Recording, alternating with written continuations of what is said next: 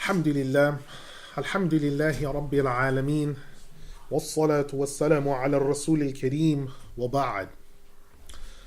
Alhamdulillah, as of sunset today, we are on the 2nd of Safar, 1437. Now, we did not see the moon here, but the Muraji' of the Maghrib, they did. After they surveyed 21 zones, they did witness the moon. Safar is a significant month for the Muslims because, interestingly enough, some of the great calamities of the Muslim world took place in this month for whatever reason. Don't know why. We're not saying there's luck attached to it or anything such as that. We're just saying it's an interesting point of history that some of the great calamities, for example, after the Crusader conquest of Jerusalem, in the month of Safar, the Dome of the Rock was changed into a church, Templum Saclorum, in the month of Safar. It's also the same month that after the conquest, Al-Masir al-Aqsa was changed into a horse stable. Safar is also the same month that the body count after the invasion of Baghdad in 656 Hijri, which works out to AD 1258, Safar, the body count was tallied up. And in total, 2 million believers had died in Baghdad. So the body count was completed. Safar also represents the month where the scholars also were able to tabulate the amount of books that had been lost in the siege of Baghdad. Safar represented the beginning of the Euphrates and the Tigris running black with ink from all the books that were thrown in and destroyed, and running red with blood, the Tigris, for 6 months. So Safar is a time where there's a lot of history in this time. So if someone can sit back and examine the history of the Muslims and look at some of our most spectacular losses and most cataclysmic tribulations that have befell us, they can see that many of them, not all, but many have occurred in this month of Safar. Safar comes from the same root as the Arabic word for asfar, which is yellow, and yellow signifies emptiness, when something's empty. Right. So when the Prophet ﷺ said that the one who raises his hands in supplication to Allah, He, Allah, does not want those hands to return back to him empty. But the word used is the same word for Safar, which means yellow. And it's a play on words because when the hands are raised, the blood runs down. And so the hands become yellowed. And so you've been raising your hands in supplication for a long period of time. You lose some of the blood flow. Here and there, yellow. Right? Your hands yellow slightly. Yellow in Arabic is also a color used to describe illness. We say that someone, asfarrat wajhahu, his face, he yellowed. Right? Asfarrat wajhu, his face had yellowed, meaning he became sick, he became ill, he became jaundiced. Right? So Safar represents all these things. It is the second month of the Muslim calendar, so it's something significant to consider. Now, as for our commentary, the Imam Abdur-Rahman ibn Al-Jawzi, Jamaluddin Abul Faraj, rahimahullah wa radah, he had been giving the commentary in ul-Masir Fi Ilm it-Tafsir. We had reached ayat 7 in Surah Saba, the 34th surah. This surah, Saba, very quickly to mention, as we had before, just a quick recap, Saba is the kingdom that was ruled over by Bilqis. Now that kingdom ran, from Ethiopia in East Africa to Yemen in South Arabia. And they're still excavating temple ruins in Yemen and in Ethiopia and Aksum. She ruled over a very large area.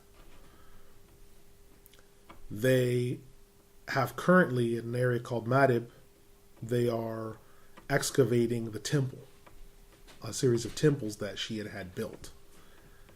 And they believe that in the next decade, if they've completely uncovered them, they will probably find the inscriptions bearing her name.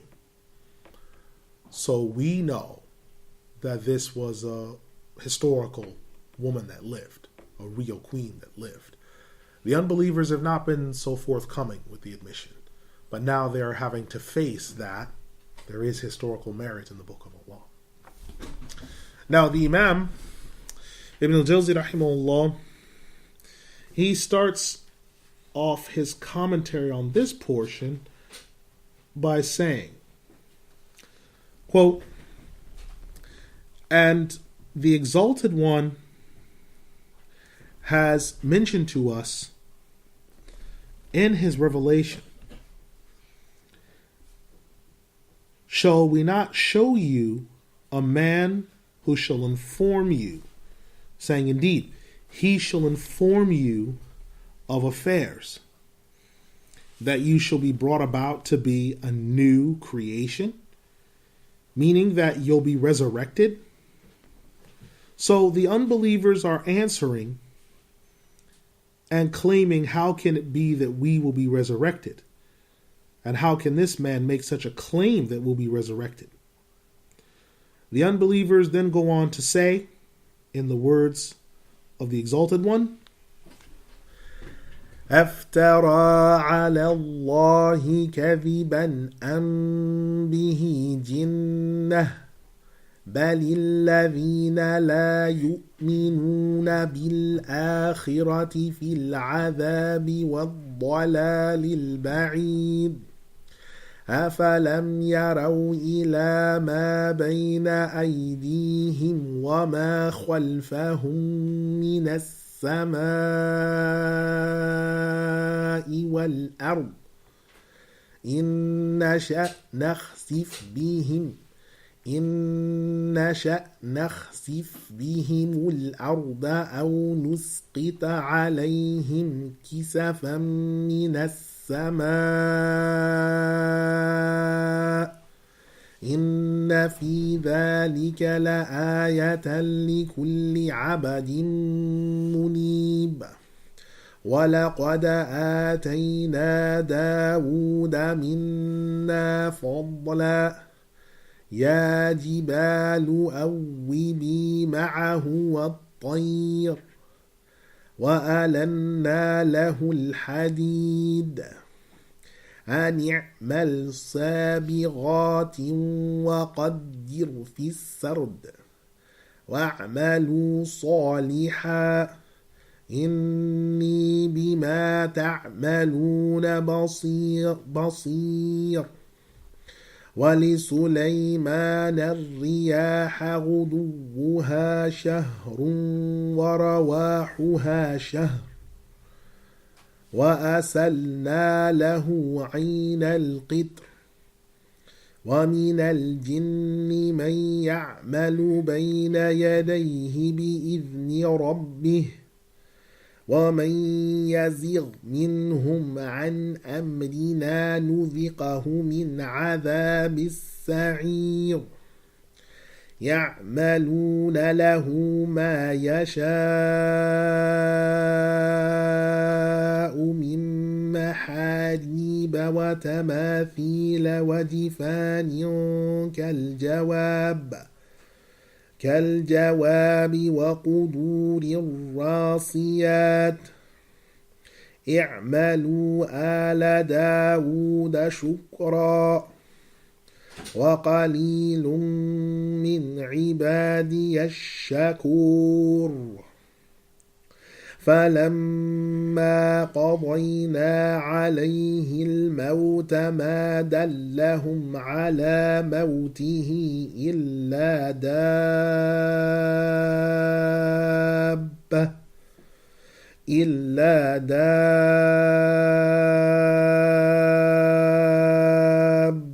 الْأَرْضِ تَأْكُلُ مِنْ سَأَتَهُ فَلَمَّا خَرَّ تَبَيَّنَتِ الْجِنُّ أَنْ لَوْ كَانُوا يَعْلَمُونَ الْغَيْبَ مَا لَبِثُوا فِي الْعَذَابِ الْمُهِينِ. They perpetrated a grievous lie upon Allah. They say, he indeed speaks a lie, or he has a jinn with him. But those who do not believe in the hereafter are in for a terrible punishment and are far astray from the path.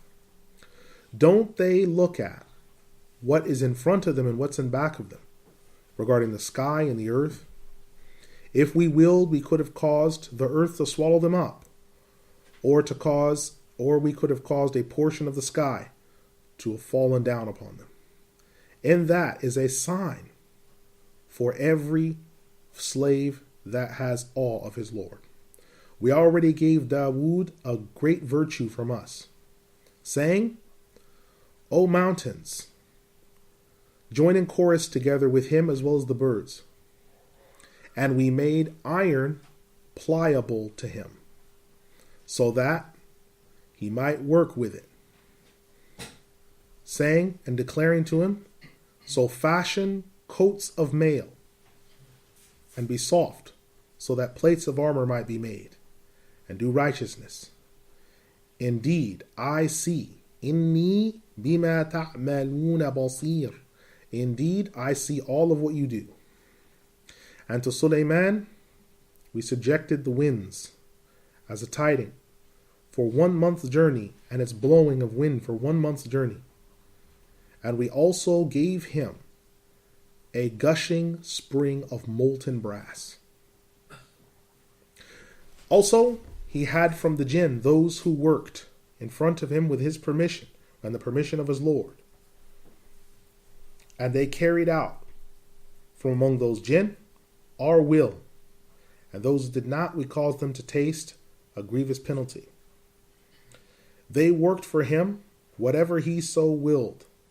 They laid down niches, they laid down statues, they laid down basins, and they laid down free-flowing water aqueducts, and so forth. Do as you will, family of Dawood, in thankfulness. But few of my slaves are truly thankful.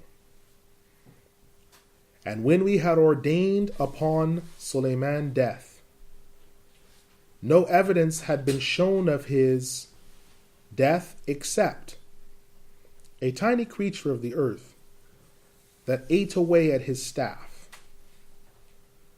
Once the staff broke and he fell, then it became clear to the jinn that he had died. And this was to show that they did not know the unseen.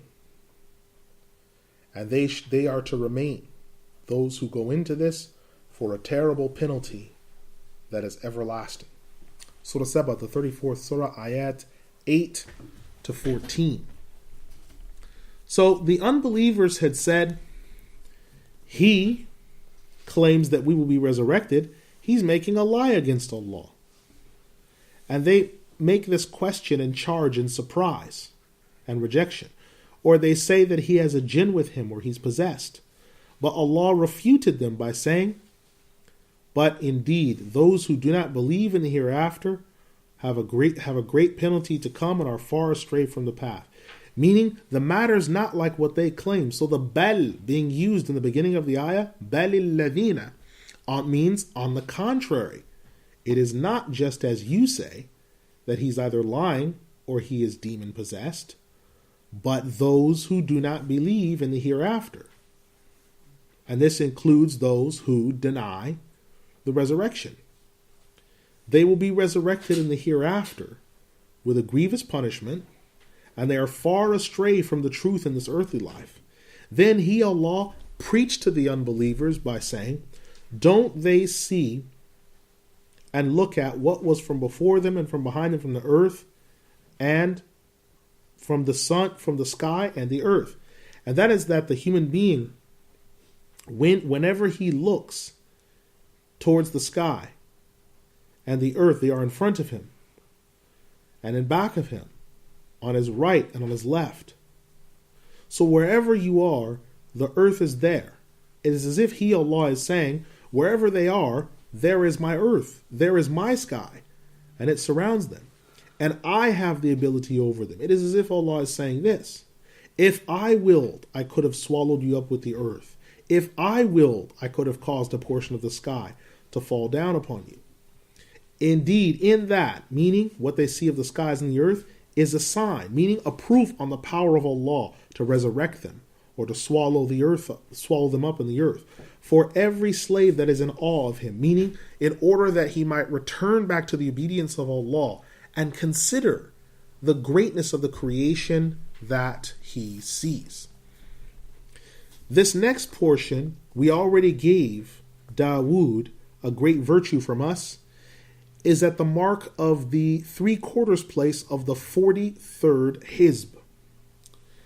Now, the great virtue that Allah is referring to at this point is prophethood and the Zabur. And he, Allah, subjugated the mountains and the birds, and other than that, which Allah had favored him with, to his command, proclaiming, O mountains, join in chorus with him. As the Zajjaj said, the meaning is that Allah has said to the mountains, join in chorus with him. Glorify him. Glorify me along with him. And manifest your glories. So this is showing that the glorification is being made by the different parts of the creation. The glorification being in the night and the day. And the birds. As for the birds being referred to, in this ayah, the word وَالطَّيَّرَا is birds, but Abu Razin, Abu Abdur-Rahman Al-Sulami, Abu Al-Aliya, and Ibn Abi Abla recited وَالطَّيْرُ. As far as the others that say وَالطَّيَّرَا, then this includes Abu Amr ibn Al-Ula and others. So what this is referring to is the fact that he, Allah, is saying that we have subjugated to him the birds. So the subjugation of the mountains and the birds to him, rendering glorification. The mountains giving glorification along with him, and the birds calling out in glorification to Allah at the same time that he did, is signification of his rank and his signification of his prophethood. So the birds answered when he glorified, and the mountains answered when he glorified.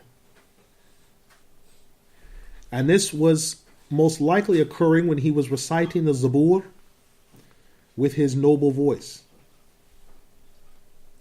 And the people in that time had not seen better than that, and they had not heard anything more noble than that. And then when he, Allah, said, and we had made pliable to him iron, meaning we made it soft in his hands. Qatada said, Allah the Exalted subjugated and made pliable to him the iron without fire. So he was able to make it pliable in his hands, without putting it in the fire, and without striking it with another piece of iron. He was the first one to use chainmail and coats of mail. Before that time, people used skins of hide and other things. Close quote. Now, this is an important point to think about. Before I can explain a little bit more, we have to lay down some basic principles about the time of Nabiyyuna Dawood alayhi salam. Roughly around 4,000 years ago, archaeologists tend to refer to that as the Bronze Age. They refer to this as the Bronze Age. So if we look at this on our BH calendar, before Hijrah calendar, that's between the years 3722 and 1622 BH. So the Bronze Age lasted between the 3722 to 1622. That's the years that it lasted. Now, if you look at that in perspective, you subtract those totals, you're looking at the fact that the Bronze Age lasted roughly around 1100 years. Now, why is it called the Bronze Age? The Bronze Age isn't a hard, fixed term. The Bronze Age only refers to the fact that while digging, archaeologists and other scientists found that the majority of the tools that people were using in the particular layers that they were digging in were bronze. So they refer to all the finds that they made in that layer as the Bronze Age. So Nabiyyuna Ibrahim alayhi salam belonged to the Bronze Age in the case of the period that he lived between. The period of most of the patriarchs, Nabiyyuna Ismail alayhi salam, Nabiyyuna Ishaq alayhi salam, the patriarchs after, belong to what's called the Bronze Age, right? Which has roughly lasted 1100 years, 3722 to 1622 before Hijrah, right? Somewhere between that time, right, is where they lived, right? Now, the age after the Bronze Age is called the Iron Age. And that was supposed to have run roughly from 1622 before Hijrah to 1122 before Hijrah. Now, the Iron Age was characterized by the fact that scientists and archaeologists, I'm making a distinction because sometimes these distinctions are made in their related fields. They found that the majority of tools and other things that were discovered in graves and excavation sites were iron. So they referred to it as the Iron Age. So Nabiyyuna Dawood and Nabiyyuna Sulaiman alayhim as-salam, they were in the Iron Age. Now, whether it's true, as they say, that this is when iron, because they give a date, they say, well, iron smelting must have begun around this time, and they'll usually give dates where they believe iron smelting was. The problem is those dates aren't necessarily fully broken down and put into stone because of the level of variables. But roughly that time period is called the Iron Age. Now, the statement that Nabiyyuna Dawood alayhi salam was the first one to use chainmail and coat mail armor runs in line with a hadith in the Sahih of Imam al-Bukhari, in which the Prophet ﷺ said the first one to use chainmail and coat mail armor was Dawood. Right? So, now, keep in mind, this was said more than 1400 years ago. This is before we had the information that we now have from excavation sites. Now, when you challenge people on this point and say, listen, how on earth could someone have had this information to know, to first of all have placed Nabiyyuna Dawood alayhi salam into what you're calling the Iron Age? Listen, he used iron. He could have said he used bronze. He could have said he used stone. But he didn't. He specifically, Rasul sallallahu alaihi wasallam specifically said he was the first one to have used iron, coat and chainmail, and iron-plated armor. He was the first one to have done this. when you look at that, you can see there's a huge amount, because wars prior to that time were conducted using either animal skin or they were conducted using other things. People did not have the level of armor. There really wasn't a way to stop swordsmen and spearmen when they stabbed you through. You were stabbed through, and it was just understood that you might bear an injury. They would teach you how to use your shoulder or your elbow to deflect it, but there was always the understanding that you would be injured. It was just a case of how you would be injured. So when you were taught the skills of war, you might have a shield, but it may be the case that if they have a particularly long spear, that the long spear punctures the shield. It might be that they taught you, well, it's better that it punctures the shield and stabs you in the bending place of your arm rather than hitting a main artery. These were the skills that you were taught as a warrior. It was just an assumption that was there.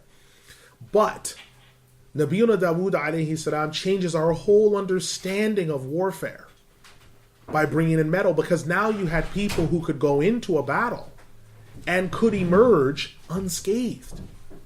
You had people now that could go into battle with horses or camels, and they could go into those battles and come out with the same animals. Before, if you entered into a battle with a horse or a camel, there was no guarantee that you would finish that battle with that animal still alive. But now you start putting chainmail around the horse's head and its neck. You have cut out parts for its eyes. You can start shoeing horses more regularly. So now people start doing what? Now that they can start to make iron pliable, now you can start to do what? You start to shoe horses. You can start to domesticate other types of animals. So you're looking at, thousands of years ago that these events have unfolded. Right? Thousands of years that these events have unfolded. So you're looking at this. Now, the fact that Nabiyuna Dawood alayhi salam, Qatada mentions about him in a narration that he was able to make iron pliable without hitting it with another piece of iron and without exposing it to fire. Because normally the way that you make swords or other iron implements, or that you have runoffs like steel and things like this, which you use for making cars and other things, is you need to heat it to a certain level. And by heating iron and isolating it away from the rock where you found it in, or other things like this, Nabiyuna Dawood alayhi salam didn't need to do this. He found the iron. Now, this could mean a couple of things. Number one, it could mean that Allah gave him a certain divine strength where he was just able to find the iron and separate it out without any recourse to fire or anything. That's one possibility. A second possibility is it may be the concentrations of iron that he found were so pure that they literally almost didn't even need to be separated from the rock, because it was of such a pure concentration. Now, there's places you can go to on Earth where the gold concentration is so high, people are just carrying gold boulders out of mines. They're just physically carrying them out. Physically carrying giant ruby crystals just out of a mine. So it's possible that it could be either one of these two things. But Allah says that it was alanna, that it was made pliable in his hands. So this is before using the welding torch.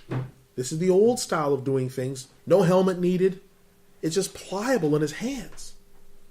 Right? So this is part of this whole structure that we now see.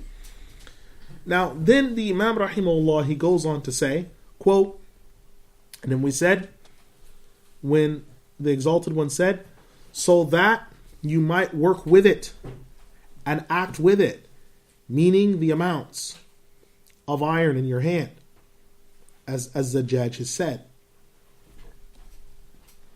Now, the sabighat are pieces and coats of chainmail.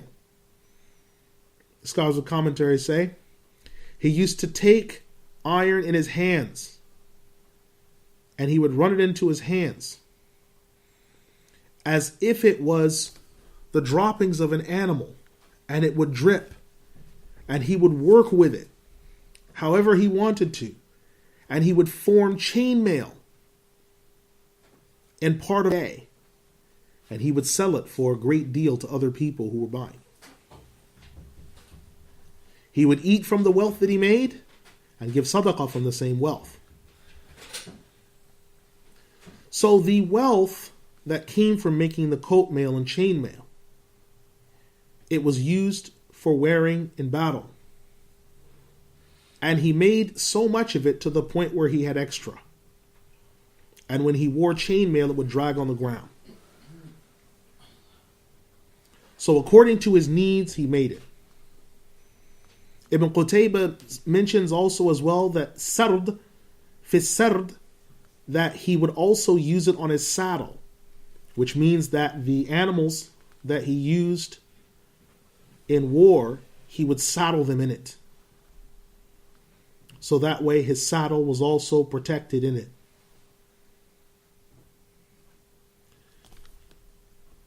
One thing to keep in mind is that He, Allah, said, now do righteousness with it. Speaking to Nabiyyuna Dawood alayhi salam and his new item. Meaning do righteousness with the iron. Then He, Allah, said, and to Sulaiman we bestowed the winds. Meaning that Nabiyyuna Sulaiman alayhi salam had subjugated to him the wind. As related by Abu Bakr and Al-Mufaddal from Asim and others, that would move ahead for a month until the middle of the day, and it would blow for a month.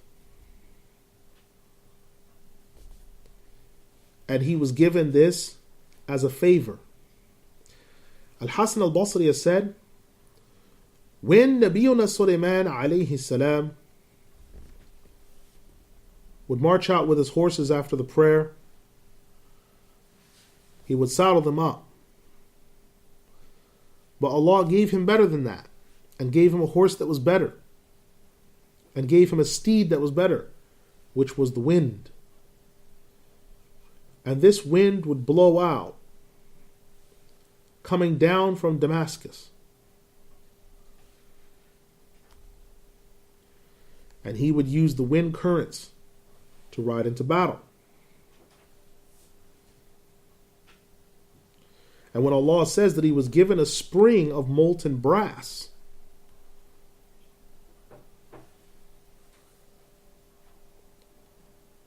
the molten brass, before people would have to look for it. But Nabiyyuna Sulaiman alayhi salam, once he was given the molten brass, he was able to take and make use of it. The scholars of commentary say, He, Allah, caused Nabiyyuna Sulaiman alayhi salam to be given that spring of molten brass until he made from it whatever he wanted to without having to make use of fire.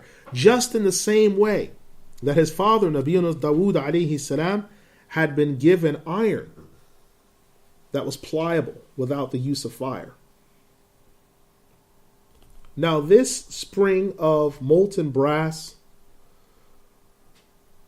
the people say that it remained for 3 days and their nights, just like running water in appearance. And everything that the people use today is the remainder of that which Suleiman was given in abundance in his time. Close quote. Now this is important, because a spring of brass, a huge amount of brass, you say, well, where on earth would you find a spring of running brass? Well, you should look at it from this standpoint. Whenever there's volcanic activity or seismic activity in the earth, there are usually baqiyat, leftovers. And those leftovers can be huge in amount. If you ever have the opportunity to research this and look it up, you should try to look up volcanic eruptions and obsidian. After a volcanic eruption, and we're talking about not a volcanic eruption of a cinder cone, because you have 3 cones. Your cinder cone builds a vast amount of material quite suddenly, and then it erupts once and usually never erupts again. You then have what's called your shield cone. Shield cones belch lava and they generally don't make a lot of noise. And if you don't live within the immediate vicinity of shield volcanoes, you are safe. Some of your more famous shield volcanoes are located in Hawaii. They belch lava. They are generally of no danger to the wider community that lives far away from them, because they know what ways the lava runs. But the most violent and dangerous form is known as the composite volcano, which is where you get loud explosions, earthquakes, pumice is expelled violently, as well as other minerals. Sometimes after a composite volcanic eruption, you will find sheets on the ground of what looks like smooth black glass that is obsidian. And that will happen after volcanic eruptions. Now, those of us that know the value of obsidian know how important obsidian is to contain. So people have to look for these sites where volcanic activity was frequent and find obsidian. It's the result of volcanic activity, which is usually preceded by major seismic activity. So it should not be thought of that, well, how could that seem possible? Well, the vast majority of the world's obsidian only comes from 3 to 5 major volcanic events where the obsidian was formed. Vast majority of the world's gold is mainly coming from one seismic and volcanic event. So to then turn and say what people are using as brass comes from one event regarding brass, that shouldn't be unusual at all. We shouldn't think of an qitr. We shouldn't be thinking of this as a spring like when you wash your hands in a spring in your backyard. It may be far larger than we have any recollection of, especially if it's molten brass, because it's going to have to be quite a large amount. So if people are using that brass today, that's a huge amount. And think, China is doing what? It's buying brass and steel from the United States. Is that new steel? No, it's leftover steel. Because the vast majority of the world's steel has already been located and used. So then what do? You melt the steel down and you start the whole process again. What do you do when you find the gold and you've got the vast majority of the world's gold? You break it down and you form it into something else. So this should not be something that seems far-fetched in your mind, or how could this be? No, this is something that we can locate. It's not difficult at all. I've been to obsidian sites in Oregon, and they've said this is the 3rd largest obsidian site. Well, what happens with this? And they say, well, then we're out of obsidian. All the water that's on this planet is being recycled in the water cycle. So it shouldn't be that hard to understand. So there's no extra water on this planet other than what's in the water tables below the earth. We drink the water, we sweat, we defecate, we urinate. It goes into the sewers and the toilet, it evaporates, it goes into the air, goes through a process of filtration, comes back down, we drink it. This is what's been happening. This is what's been happening. We've been drinking the same water. The dinosaurs have been drinking the same water. The Komodo dragon has been drinking the same water. People in the Bronze Age, Iron Age have been drinking the same water, but it's gone through filtration. Now, those of us that have a really good understanding of the fiqh on the 3 different types of water will really marvel when you read that. When you read the book of water about the different types of water, and then you read in detail about the water cycle, you'll really marvel and appreciate what Allah's done regarding fiqh. But that's a whole different issue. But this is the point that needs to be kept in mind. So don't think that, oh man, how could that be? I mean, there's brass everywhere. Yeah, but think, one volcanic moment is enough to belch out enough brass of 3 days. There was enough volcanic ash produced in Mount St. Helens that it destroyed 15 miles of forested area in all directions. That was one volcanic event. And now go to the soil that's around Mount St. Helens. Beautiful, lush, pumice soil.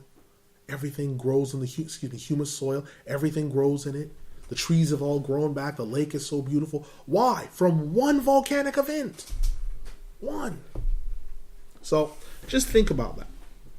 The Imam rahimahullah, he then goes on to say, quote, and from the jinn, meaning he, Allah, is saying some of the jinn were subjugated, who did his work with the permission of his Lord, meaning by the command of Allah. Allah subjugated the jinn to him. He commanded the jinn to obey Nabiyyuna Sulaiman alayhi salam. Now this ayah itself, the fact that Allah has said He commanded some jinn to be obedient to him, Allah, and to then work for Nabiyyuna Sulaiman alayhi salam, is proof positive that there are some among the jinn who do not obey Allah and do not obey His will. And those jinn that were obedient to His will, that followed our command and obeyed Nabiyyuna Sulaiman alayhi salam, who those jinn have obeyed. Those that have not, we shall cause them to taste a scorching punishment. Now, this scorching punishment, is this in this life or is it in the hereafter? Some have said that it is in the hereafter, as said by Abdur-Rahman. Some have said it's in this life, as said by Muqatil. Now, it might be said, it has been said by someone that there was with Nabiyyuna Sulaiman alayhi salam an angel that had in his hand a portion of fire. And whenever the jinn slackened in their work, the angel would strike them with that portion. That has been said, but cannot be confirmed. They, the jinn, do for him whatever he wills. From maharib, niche places. Now, maharib, linguistically, we understand what this refers to, a niche or a place. But there are three statements on what maharib is referring to that the jinn did for Nabiyyuna Sulaiman alayhi salam. The first is that they were masjids that they built for Nabiyyuna Sulaiman alayhi salam. This was said by Mujahid and Ibn Qutaybah. The second is it referred to castles and fortified residences. This was said by Atiyah. The third is that it refers to masjids and castles built in the same vicinity, as said by Qatada. Now, as far as the tamathil, which are shapes and images, these were forms. They were portraits or figurines that these jinn had made. When asked about this question, about this issue, Al-Hasan al-Basri said, well, this must have been during the time that these images were not impermissible. However, on this topic of what exactly the images were that they formed, there are two statements. Some say that the images that they formed were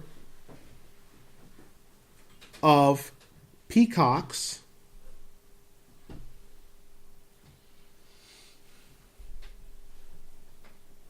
hawks,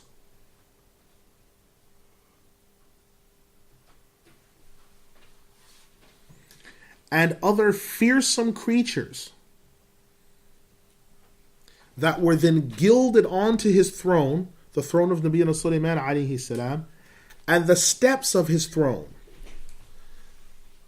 This was done so that anyone who came near the steps or the throne might be in awe of what they see. and it might put fear in them.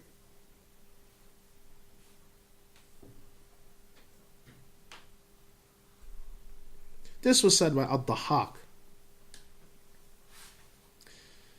The second position and statement is that these were images of the prophets and the angels.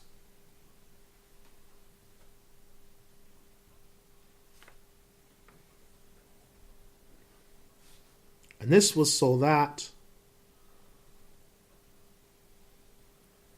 when the people saw these images of the prophets and the angels, that they would worship Allah with the same fervor that these people worshipped Allah with, and that the people would want to be like those righteous people. As said by Ibn Sa'ib. Now, how did they go about making these images? It's been said that they used the bronze, as said by Mujahid. And they formed and shaped them from bronze. And they were bronze in color, as said by Qatada.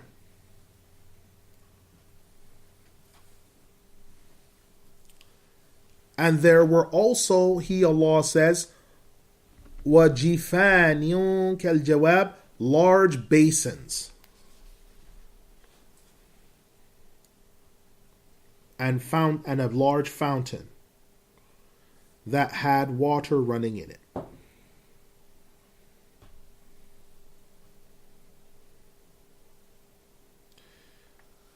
So these are the things that were present, that were built.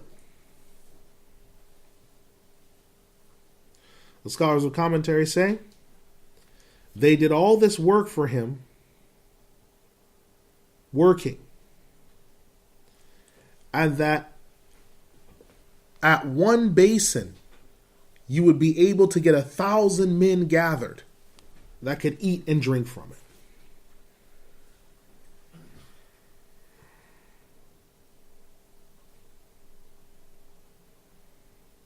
And many other such wondrous things were done by the jinn.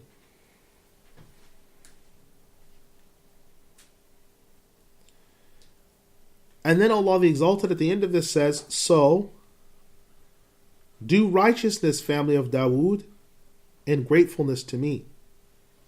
Meaning, do righteousness in obedience to Allah according to what He gave you.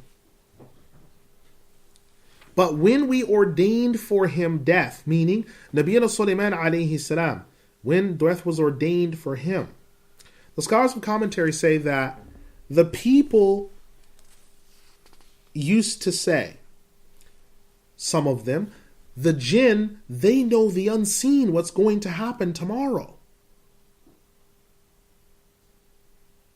Nabiyyuna Sulaiman alayhi salam used to pray in his own mihrab area. And he would often pray leaning on his staff. When he died leaning on that staff, and Allah kept him like that. And the jinn carried out their normal activities. And no one knew that Nabiyyuna Sulaiman alayhi salam had died until, as we read in the ayah, that the staff was eaten away by a tiny creature from the earth. And when the body of Nabiyyuna Sulaiman alayhi salam fell down, then they knew that he had died. And when the people saw this, they then immediately came to know that no jinn knows the unseen.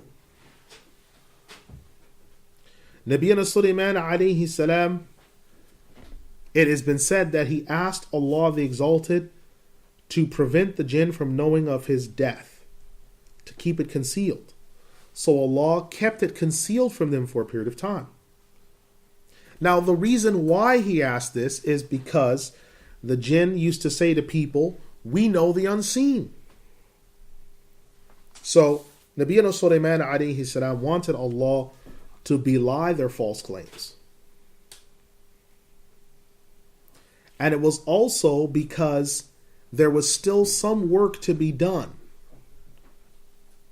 on Jerusalem that he wanted to complete.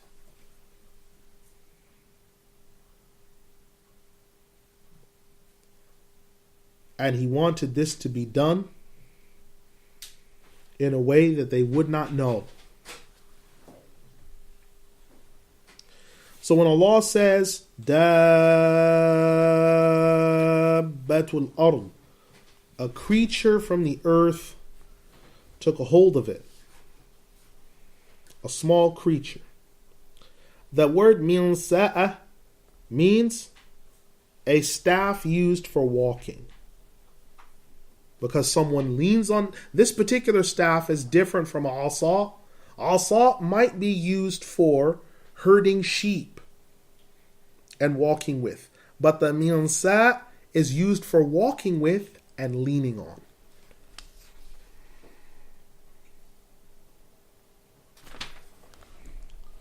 So when he fell down, then it became clear to the jinn, it became manifest, and the people came to know that the jinn did not know the unseen because they would have known when he died had they known the unseen. And had they known this, they would not have done the wicked deeds that they had done while he had died. And had they known, then they would have not been working while he was dead, thinking he was alive. So they claimed that they knew the unseen and they were refuted. And they'd made a mistake in their false claim. Then Allah, the Exalted, switches the statement now to Saba, saying, to discuss the people of Saba. He begins mentioning that they were assigned by saying, لَقَدْ كَانَ لِسَبَإٍ فِي مَسْكَنِهِمْ آيَةٌ جَنَّتَانِ عَنْ يَمِينٍ وَشِمَالٍ كُلُوا مِنْ رِزْقِ رَبِّكُمْ وَاشْكُرُوا لَهُ بلدة طيبة ورب غفور فأعرضوا فأرسلنا عليهم سيل العرم وبدلناهم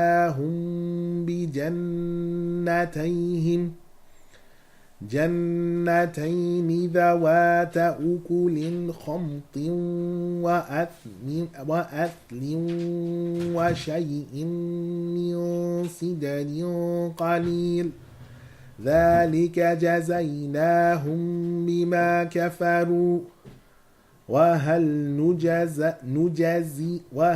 نجازي إلا الكفور وجعلنا بينهم وبين القرى التي باركنا فيها قرى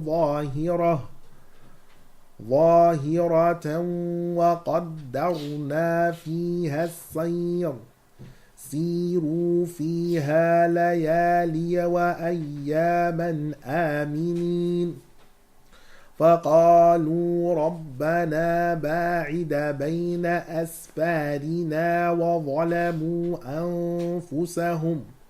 أنفسهم فجعلناهم أحاديث ومزقناهم كل ممزق إن في ذلك لآيات لكل صبار شكور ولقد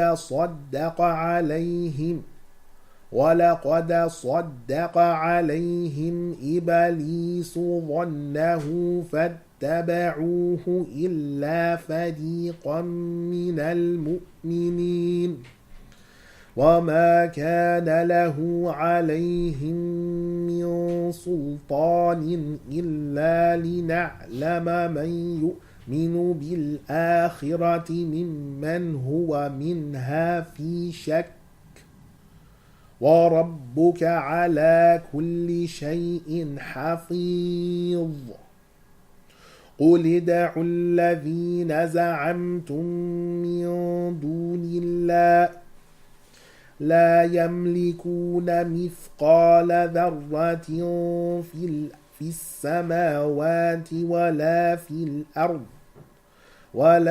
الأرض وما لهم فيهما من شرك وما له منهم من ظهير.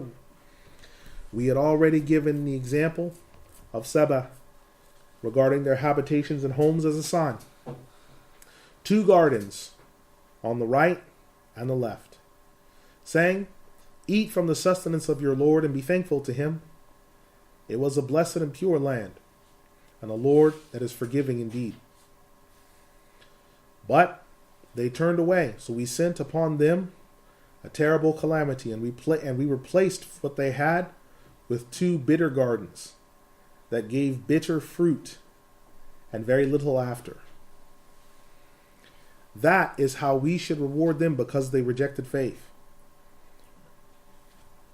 For those who are ungrateful, we only reward them with that which is coming to them. And we made between them and between the other cities which we had blessed, other cities. And we ordained travel along that way. So travel in these places, the nights and the days, in safety. They said, our Lord, keep us far away, those among ourselves and those who oppress. And we made them as signs for every wayfarer that looks, in that are signs for every patient person that is thankful. And Shaitan already spoke against them truthfully in their thought. They followed him in totality, except a small group of believers. Shaitan has no authority over them, except that we know who believes in the hereafter and who is in doubt. Your Lord is the preserver over everything. Say, call on those who you claim from besides Allah.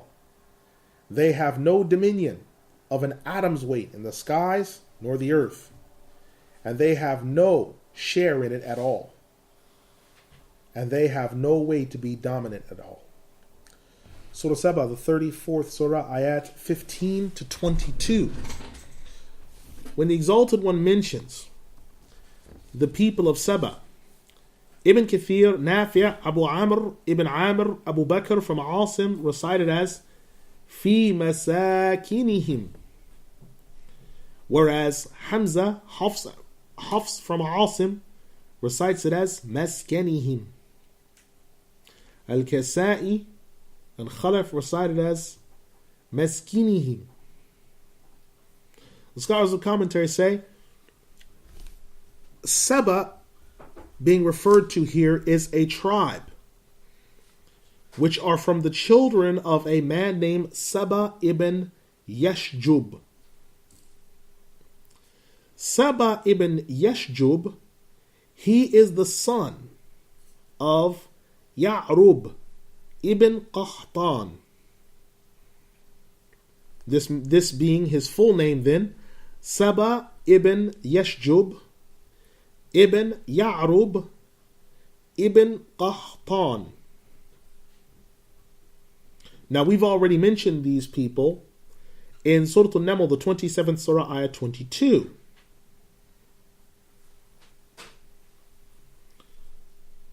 Now, some people will also say that Saba is the name of a city or an area and not the name of a man.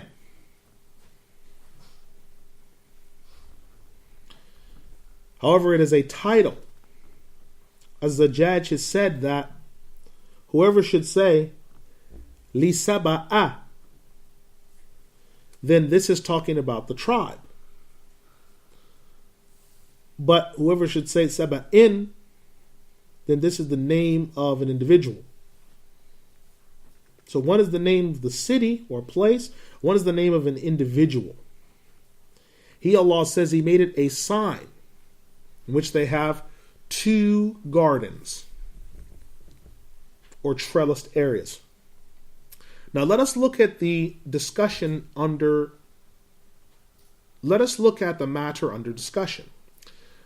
The scholars of Tafsir, commentary, and history say that Bilqis, when she was given queenship over her people,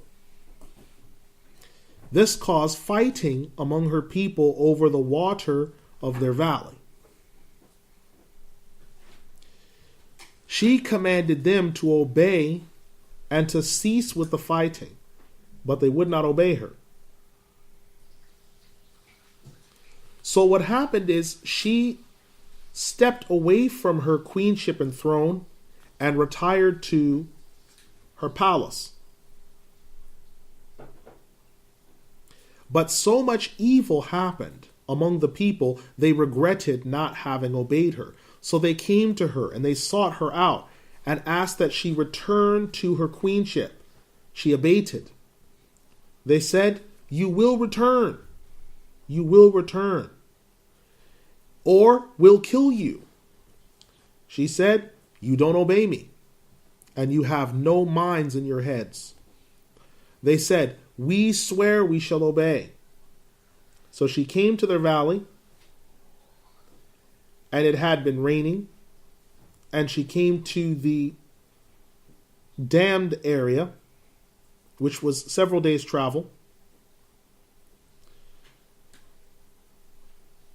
And when the water was brought forward from behind the dam, she said that doors should be put on the dam, one over the other.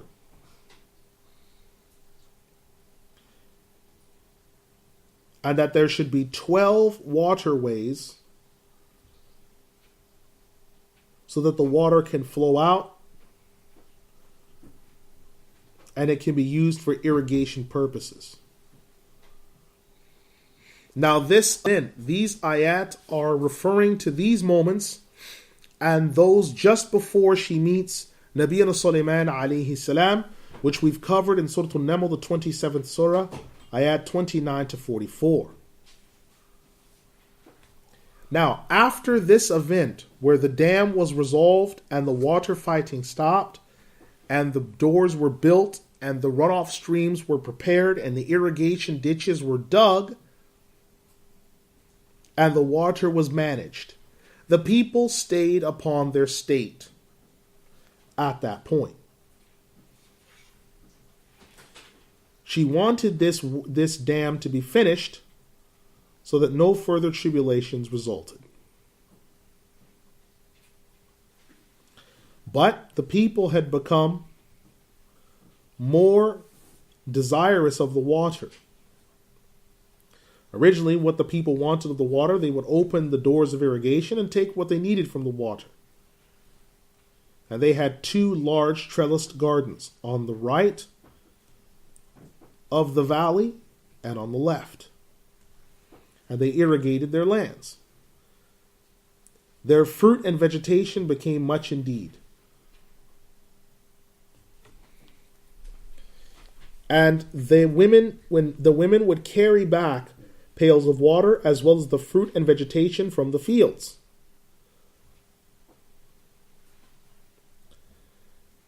And at this point, it was so lush and precious that one could not find a snake, a scorpion, a mosquito, or even a fly in the field.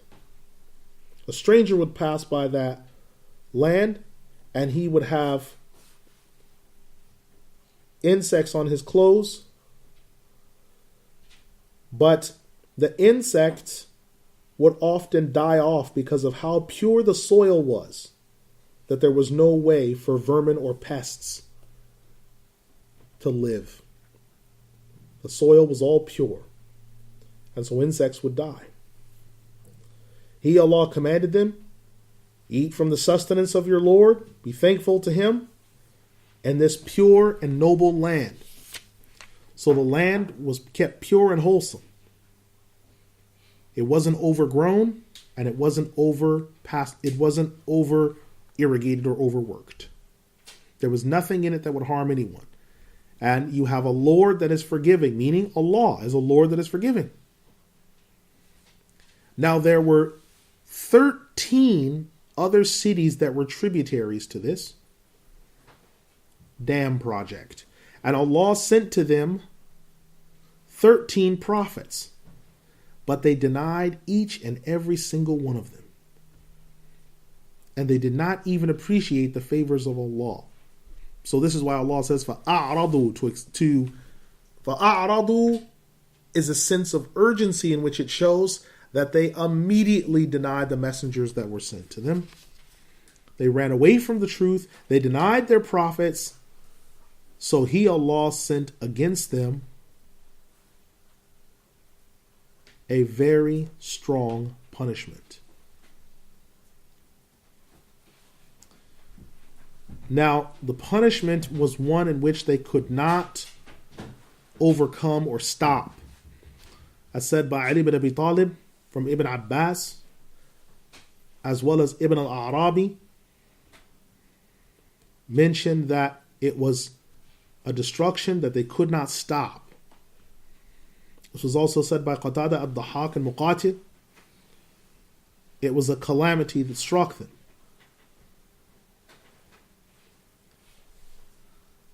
And that which occurred was overflooding, and their pastures were destroyed. So Allah sent against them pests from the earth that destroyed their crops, and water, a wall of water, came out of the dam or behind it that couldn't be held back, that destroyed the lush soil. This water was dank, red, polluted water. It came into the dam, damaged it, destroyed it, caused a rift of water to roll through the valley. And this was the end of what they had. So He, Allah, said, we replaced the two large trellised gardens with what they had, with two that were bitter, that did not give off any good fruit. The fruit was bitter.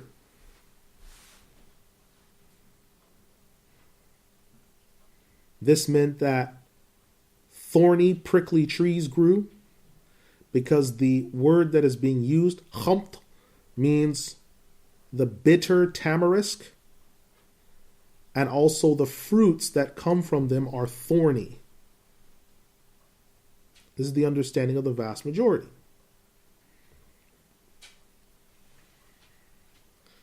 So trees bearing thorns now grew in place where they had not.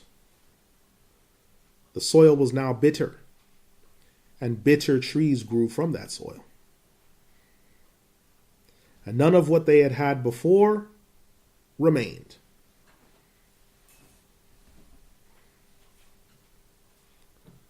So the people had not experienced this before.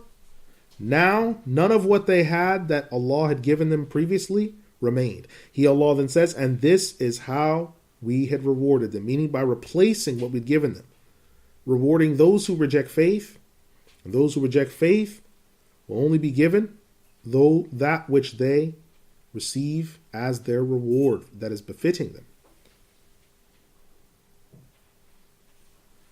Now, someone may say, just a moment, Allah rewards the believer and the unbeliever. So what is the meaning of this ayah here? Why Allah has specifically used this language? That is how we reward them, by how they, on account of how they rejected faith.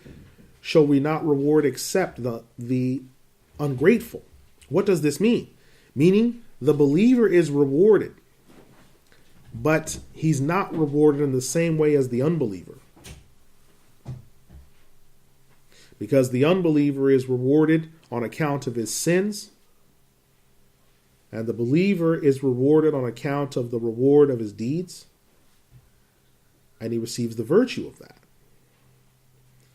The unbeliever has no righteous deeds for him, even if he did them. And there are no righteous deeds to expiate his sins. So he is rewarded on account of all of his sins. The believer, his righteous deeds take away his sins. The unbeliever receives, as said by Tawus, reward in this life, but no forgiveness. While the believer shall not be questioned at the reckoning, but only reckoned. He, Allah says, we made between them, meaning the people of Saba. So He, Allah, continues to narrate about them, and between the other places, the other cities that we had blessed. This is referring to the cities of Sham that Allah's put barakah in. Why does He put barakah in them? Well, because of what we discussed about this in Surah Al-Anbiya, the 21st Surah, ayat 71. And this is the majority position. Ibn As-Sa'ib has mentioned that Allah the Exalted destroyed their gardens, and they said to their messengers, but we already knew the favors of Allah. If He returns to us what we have, we would have not have done what we had done, and we will certainly worship Him again with great worship. But He, Allah, gave them the favor and gave them beautiful places that were manifest. But they still returned to corruption in the earth.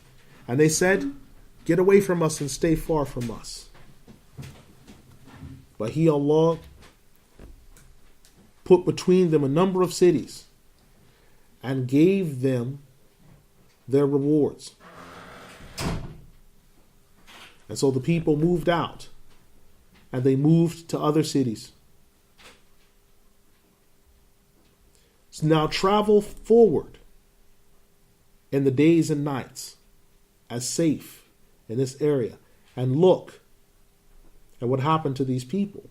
Meaning travel because they were hungry, they were thirsty, they had nothing to eat, they were tired. They traveled 4 months in relative safety. But they still denied the favors of Allah, just like what happened to the children of Israel in the case of the manna and the salwa, when they were ungrateful and it was taken from them. And they said, Lord, put between us that which we had done before. But yet they denied the messengers, refuted what they were given. And they asked Allah to take that away from them. But they had evermore denied the messengers. They oppressed themselves by rejecting faith, rejecting the messengers, by the statement, and we made them to be a sign for those who will come after, because people will speak about them after their time. Indeed, in that are signs for every patient person who avoids disobedience to Allah and is thankful for His favors. And Shaitan spoke the truth against them. Now, what is this ayah referring to? It goes back to Surah An-Nisa, the 4th Surah, 119, when Shaitan said, وَلَا أُضِلَنَّهُمْ وَلَا أُمَنِّيَنَّهُمْ I will most certainly lead them astray and cause them to stumble on the path. So Shaitan actually spoke the truth against them, the unbelievers. And they confirmed his suspicion about them. And when He, Allah, says that only a small number of them, meaning humanity. So the people of Saba are used to refer to humanity.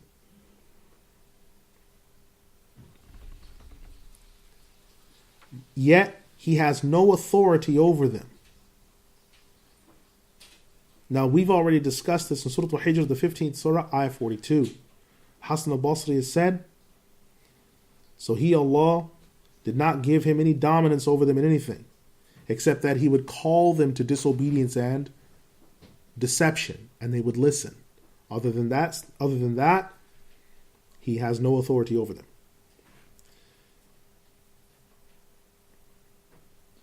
But he, Allah, has said, this is so that we might see the believers from those who are doubtful about the hereafter. And your Lord, over everything, whether it's doubt or iman, is the preserver of everything. He controls everything. Al-Khattabi has said, means he is powerful and all-knowing. He preserves the skies and the earth and everything that's in them, so that they might stay according to the time that they are to stay. He preserves his slaves from certain destruction. He preserves their deeds. He knows their intentions. He preserves his friends from the penalty of their sins. And he protects them from the plans of shaitan. Call on those who you want to besides Allah. Meaning, this is being said to the unbelievers. Call on those who you claim are gods besides Allah, so that they might give you some favor or take away from you some difficulty. They don't own an atom's weight that's in the skies nor the earth. Meaning, of good or evil, benefit or harm. They have no share in them at all, because they didn't create them. And you have no protection from Allah that is given by any of these gods. And there is no way that they can offer any protection. Close quote. Now, this is a significant point. The whole ayah that we've gotten to is an encapsulation of the story of the people of Saba.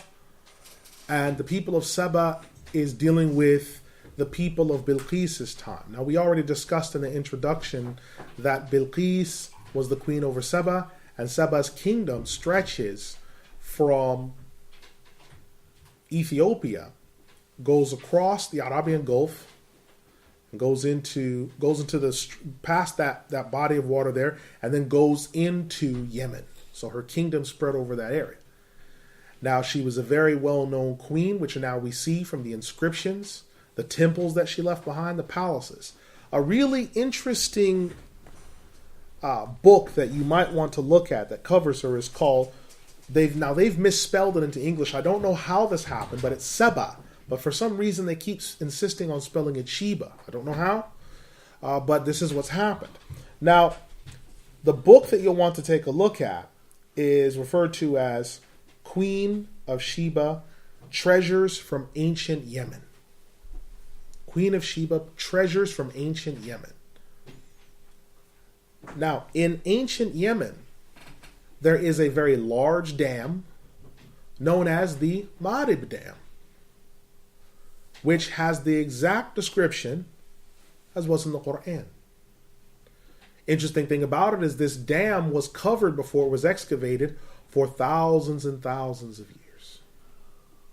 So there's no way that anyone could have looked at the dam and just come to a surface decision and said, oh, well, I'm going to discuss this dam of Ma'arib. There's no way it could be, because it had to be excavated under feet. So many feet of dirt, mud, and other things. One of the really impressive archaeologists on this project is a Louise Schofield, who's done recent digging sites in northern Ethiopia. Any of her articles, she releases articles on excavations in Yemen and Ethiopia, and has also been peer-reviewed in a number of scientific journals. And then you also have Queen of Sheba by Michael Wood, which is another decent text. The first one, Queen of Sheba, Treasures from Ancient Yemen, is done by the British Archaeological Society. So there's definitely a scholarly history. What they're looking for is the name of the queen, Bilqis. But for them, for the British and American archaeologists doing work on this site in the past 20 years, it's no longer a matter of if for them, because they found so many excavations, so many palaces, so many inscriptions, so many proofs that this people of Saba were ruled by a queen. It's now a matter of when we're going to find it. It's not if anymore, it's when. When will we find the excavations that will bear inscriptions of her name. Because this name Bilqis appears in the Sunnah. It's not in the Book of Allah, but it appears in the Sunnah of the Rasul sallallahu alaihi wasallam. And it doesn't have an Arabic, it doesn't come from an Arabic root. It is a foreign name. Now, many of the major Arabic grammarians say that this name is most likely coming from Gaiz, and Gaiz is an old form of Ethiopian, which would pretty much make sense because the Queen of Saba, Bilqis, was coming out of an Ethiopian kingdom, and the Ethiopian kingdom absorbed Yemen, as we know from the history in the Sirah, from Abdur-Rahman and others.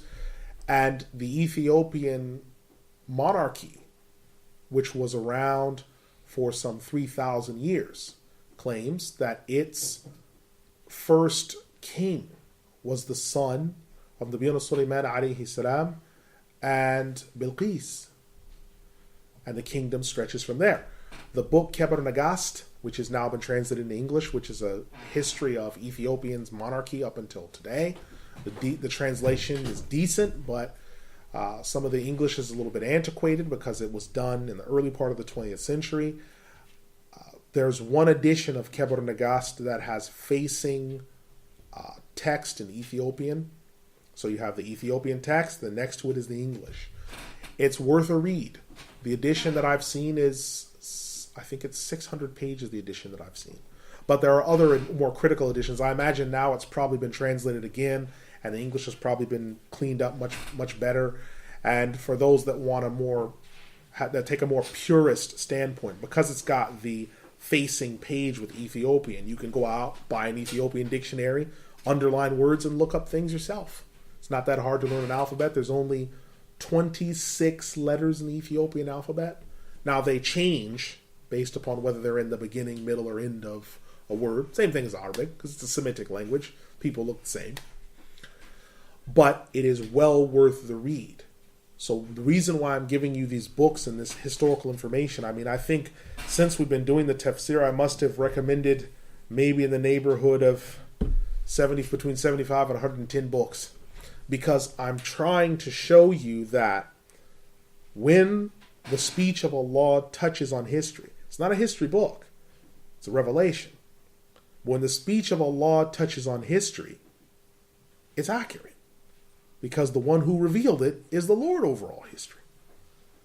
So the things that we're talking about now, if we'd been discussing this in 1916, we wouldn't have the excavation sites that we have now. So we would accept it and say, no, this is true. We know it's true. Okay, but do you have anything external? Well, no, we don't have anything external, but we'll find it eventually. Now it's here. Now the only thing they're looking for is the name of the queen. They've got everything else. They have her palace. They have the dam of Ma'arib. They have the old agricultural flatlands where the water would irrigate. The dam has the exact number of doors that we just mentioned and discussed in the narrations.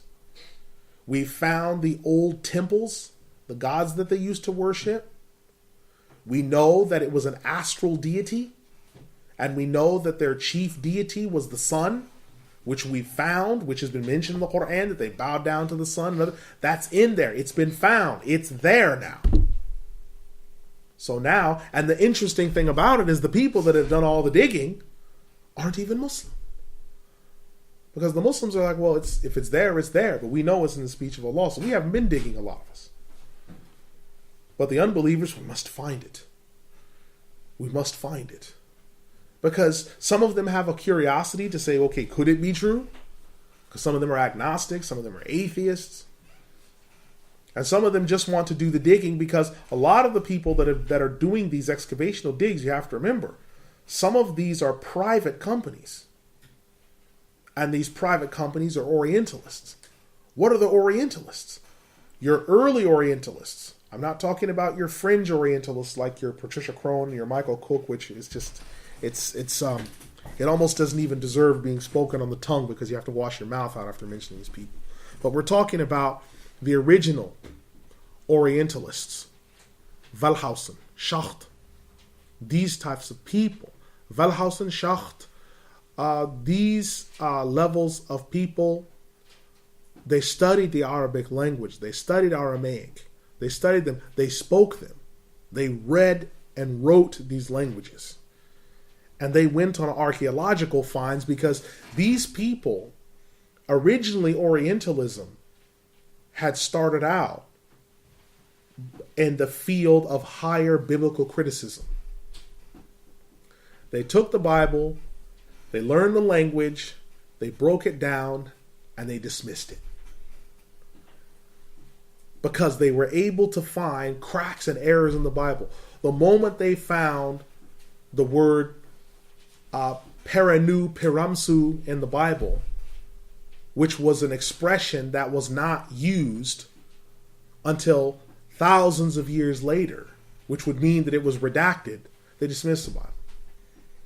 The moment they heard that Joseph was, or Nabi Yusuf alayhi salam in the Bible is supposed to be talking to a pharaoh, and they're like, well, wait a minute, those events, the word pharaoh was not even extant during that time. It wasn't even, Nesut wasn't even used at that point yet. It wasn't even used. They were able to dismiss it. The moment they found that shekels were being used as a unit of currency, where the shekel wasn't used as a unit of currency for thousands of years. The Egyptians were trading in gold. How could the Egyptians be trading in shekels as a Hebrew unit of currency? The Egyptians didn't even have a unit of currency like how we understand today. They traded in gold. They dismissed it. So these are your apostate Christians. All these people are apostate Christians. This shocked Wellhausen. Abraham Geiger was an apostate rabbi from Judaism. So then what happened? They'd already chewed up the Old and New Testament, as we're calling it, spit out the bones, and tried to see if there was any meat left. They couldn't. They vomited that back out. Then they said, now we're going to come and do this to the Qur'an.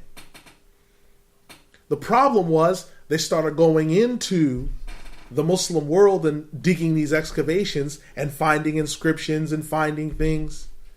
And it started causing problems. So, Wellhausen, Schacht, and Mergelov, and their people like Abraham Geiger, eventually came down to the bottom line, which was this. The bottom line is, quote, I'm just going to say how they said it because it's the only language we can understand from their side in English. Quote, the Quran, which was given on the tongue of Muhammad, is the same Quran that we have now. Close quote. That's their statement. Their issue is, where did it come from? They've already given up on the prospect that a Lord who has revealed it, who is righteous, who is imageless, they've given up on that. So now they're going to try to find what are the material sources for the Quran. It's the same Quran. Now, Orientalists from 20 years ago, your Patricia Crone, your Michael Cook, these people have then said, no, the Quran came 300 years ago, 300 years after the Prophet Muhammad ﷺ died. It came after him, 300 years after him, which if you look, that's the same position being used in which the Bible was attacked by Orientalists. They don't tell you that. They don't tell you that. So they say it appeared 3 centuries after. And then they said, now, we're not sure if Muhammad existed. The Sunnah is 300 years after. This is the game they're playing now. Now, evangelical Christians have now picked up Crone and Cook's works and started using them as a reference tool of witnessing to Muslims, saying, look, the Quran came 300 years after Muhammad, if he existed. And so did the hadith, or the hadith, as they say. Do you understand what's wrong with this style of reasoning? Because you're saying, well, wait a minute, hold on. the people that you're taking this argument from did the same thing to your Bible and spit it out. So why would you use them? Let's say if you do say, all right, this has been refuted, it's been taken away. That doesn't immediately prove the Bible is true, because all the people that have been attacking the Qur'an and you're using their arguments are people that apostated from Christianity. So how can you use that as an argument? But this is what's out there. So I tell you this partly for you to understand. So when they looked in the Qur'an, the original Orientalists, and found Iram Dhatil Imad, Iram, the city of pillars, thought, this must be folklore in the Qur'an. Started digging in the Middle East. Found a number of tablets but couldn't decode them. Thought we'll leave them. We can't decode these tablets. We don't know what language this is written in. We're not sure. 1992, there's a series of satellite pictures that are taken near Oman and Yemen. And another cache of, or another large excavation pile of these tablets is found. And now they're able to decode them using a third-party language. And they find a city being referred to as Iram along a trade route. It's in there. So they scratched it off the list. Your old style Orientalists, like your W. Montgomery Watt, your old style Orientalists will scratch, okay, that's in there. Can't get around it. Remember, the original Orientalists, their whole argument is, this Qur'an is the same Qur'an that was revealed. We just don't believe it came from Allah. We just don't believe that. So we need to figure out where else it came from. So when you sit and speak with an Orientalist, like in the British Library or the Antiquities Museum, not these new ones, you sit with the original people, you don't have to argue with them about it being preserved. Your issue is where it came from. That's the issue. Well, what about this? What about that? They're like, yeah, that's true, but it must have been the material sources. But hold on. What about Allah mentioning the Nabiyyuna Isa alayhi salam in the Quran, these other things? That must have come from the infancy gospel, the Protevangelion. What? How did it come from the Protevangelion? Then the Protevangelion was buried for over 1,100 years. And the Protevangelion was in Greek. In fact, some people say the Protevangelion came out around the 600s and the 700s. How? Well, it must have been from Jewish sources. The stories of the Prophet Sulaiman alayhi salam came from Jewish stories. How did it come from? Which Jewish stories? Well, Pirk Eliezer. Wait a minute, hold on. Pirk Eliezer, which Abraham Geiger tried to say was the source for Nabiyyuna Sulaiman alayhi salam, Pirk Eliezer was written around after 900 AD. The Prophet sallallahu alaihi wasallam died 632. Quran is collected in mushafs and sent out in big leather-bound mushafs in the 660s. What's wrong with this picture? Well, later Orientalists said, well, then it must have been collected later then. It must have come 300 years later and it was affected. This is what's out there. But it's being repackaged as something fresh and new. So what you have to do when an evangelical Christian now comes to you, because this is being taught at churches all over the United States. Now it's here because there's no real Christianity here now. It's just a dead corpse. They've buried that. The only real Christianity here is the evangelical Christianity that's come from America, which is the Happy Meal. You get a prize inside with a Bible. That's it. Now you need to be on your P's and Q's about this Christianity. And when they come to you and they say, well, the Quran was collected and written 300 years later, and say, okay, well, let's use the same standard then with the Bible. Okay, let's go. And then you say, listen, I'm going to quote the same authors that you're using to attack this. Do you know Abraham Geiger? Well, yes. Do you know Margaret Luth? Yes. Do you know Schach? Yes. Do you know Wellhausen? Yes. I'm using the same sources. The difference is their conclusion when you get to the end of Schach's discussion on the origins of Muhammadan law.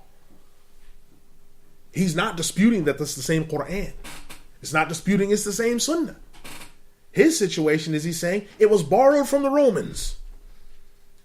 That's his argument.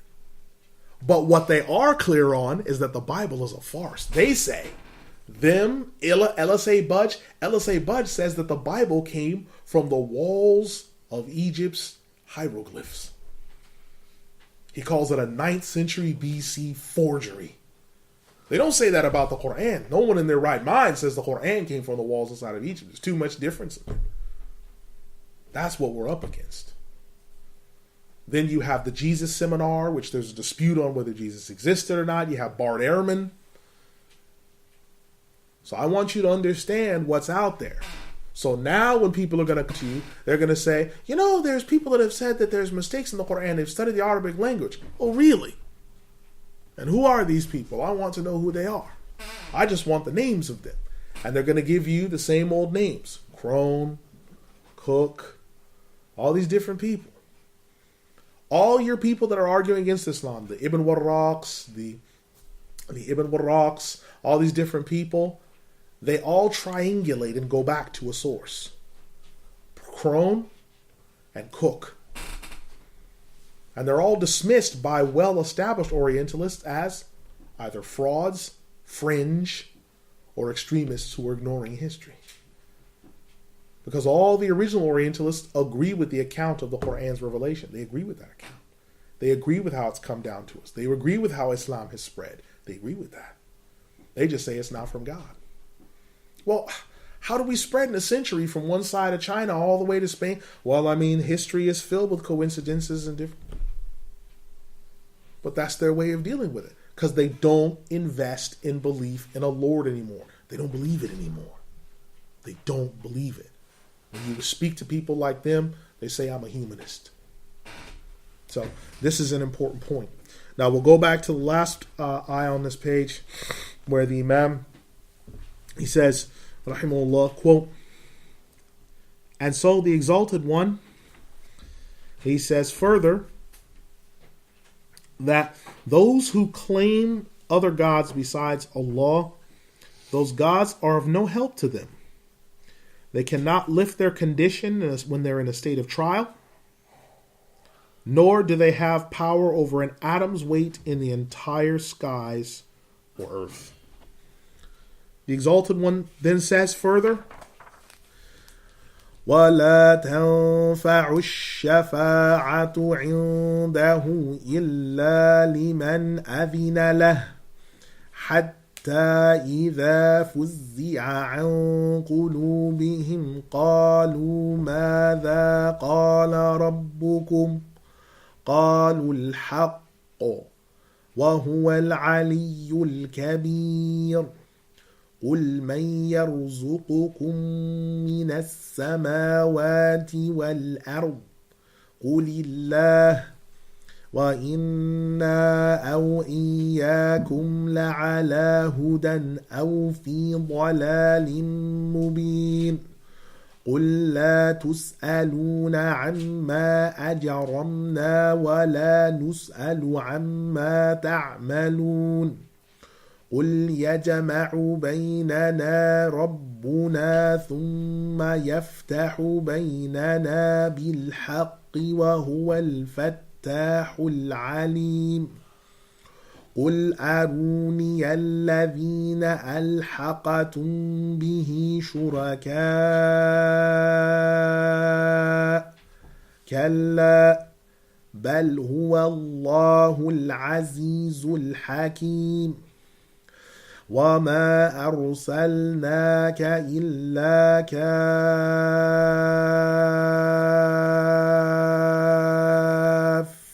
لِلنَّاسِ بَشِيرًا وَنَذِيرًا وَلَكِنَّ أَكْثَرَ النَّاسِ لَا يَعْلَمُونَ وَيَقُولُونَ مَتَى هَذَا الْوَعْدُ إِن كُنتُمْ صَادِقِينَ قُل لَّكُم مِّيعَادُ يَوْمٍ لَّا تَسْتَأْخِرُونَ عَنْهُ سَاعَةً وَلَا تَسْتَقْدِمُونَ وَقَالَ الَّذِينَ كَفَرُوا لَن نُّؤْمِنَ بهذا القرآن ولا بالذي بين يديه وَلَوْ تَرَى إِذِ الظَّالِمُونَ مَوْقُوفُونَ عِنْدَ رَبِّهِمْ يَرْجِعُ بَعْضُهُمْ إلى بعض القول يقول الذين استضعفوا للذين استكبروا لولا أنتم لكنا مؤمنين. Their intercession shall be, no intercession is of any avail in the sight of Allah except whoever He's given permission for, so that when the hearts are overwhelmed, they say, what has your Lord said? They say, the truth He has said. He is the most high, the most grand. Say, who is the one who sustains you from the skies, the earth? Say, Allah. Indeed, us or them, we must be on guidance or in clear error. Say, you shall not be asked regarding what we had done and what crimes we committed, and we shall not be asked about what you had done. Say, He shall gather between us, our Lord, then He shall judge between us with the truth, and He is the decisive judge, the all-knowing. Say, show me those who had come before of your partners. By no means. He indeed is Allah, the Almighty, the All-Wise. We did not send you except to the whole of humanity, as a giver of glad tidings and a warner. But most of the people, most of humanity do not know. They say, when is this promise you've made, if you are truthful? Say, you have a promise of a day, which cannot be delayed 1 hour, nor can it be brought forward. Those who reject faith, they say, we will never believe in this Qur'an, nor in that which we have.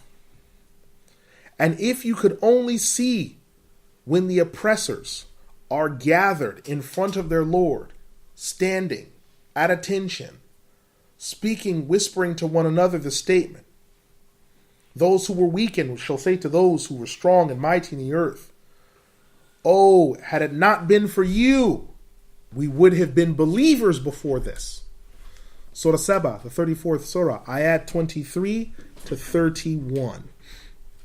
So the Exalted One has said, no intercession is of any avail in the sight of Allah except whoever He has given permission for to make intercession. Ibn Kathir, Nafi', Ibn Amr, they say, أذن له, in their recitation. Whereas Abu Amr, Hamza, Al-Kasai, and Khalaf say, أذن له, in their recitation. As for Asim, he has two narrations. Now, no intercession of any angel nor prophet can avail anything until Allah has given permission for him to make intercession. It's been said, so until permission has been given and what intercession has been made, this is a refutation of those who say, these gods will make intercession for us.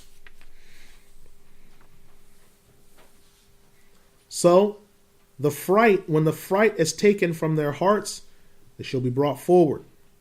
And Allah is the doer of what He pleases, exalted be He.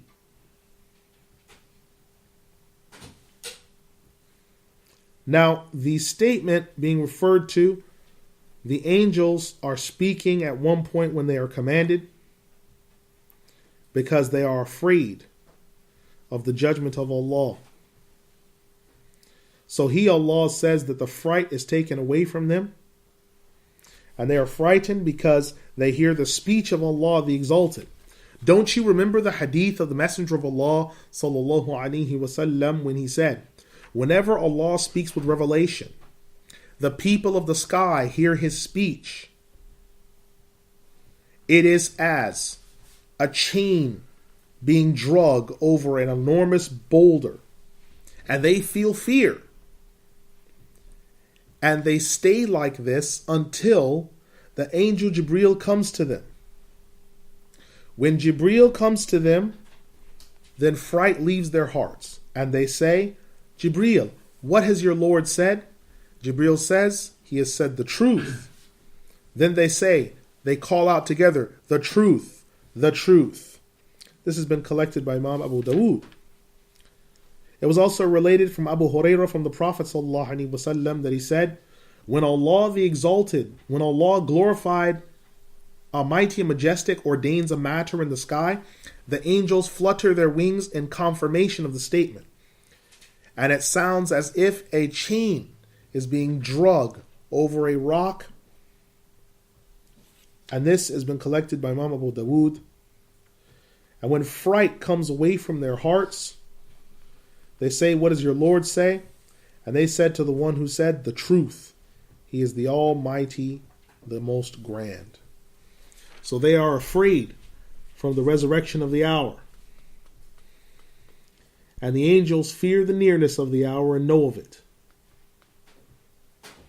And they fear this time. So the fear being taken from their heart, حَتَّى إِذَا فُزِّعَ عَنْ قُلُوبِهِمْ. This ayah is referring to the angels and their fear. Now, the nearness of the hour. Why is this fear increased in them? Because the time between Nabiyuna Isa and the Prophet Muhammad sallallahu alaihi wasallam is near. And once he has been sent, then the angel Jibreel is sent by Allah with the revelation. And when he comes down, the angels believe that the time of the hour is near and they feel fear. And the angel Jibreel alayhi salam, when he comes down with the revelation, he passed each sky. And he has informed them of the revelation that he is coming with. And they knew that this was going to go to the Prophet Muhammad sallallahu alaihi wasallam, and they felt fear because they know this is one of the signs of the hour. The angels feel fear because the people of the earth reject faith. And they write down the deeds of these wicked people that Allah has sent them to watch over. And so they know the wickedness of what's in the earth. And they hear the speech of Allah, which is firm. And they know the truth of the hour that's coming. They fall down, many of them, in prostration. They feel fear until they know that it's not the hour yet. And the time passes over them. The idol worshippers, they feel the fear of that hour, but feel fear on that day. Usually at the time of death, when the proof has been established against them. And the angels will say, what has your Lord said? That is when they will say the truth. But at that point, it is too late. It will be of no benefit for them to affirm the faith. Then the Exalted One said, say, who sustains you?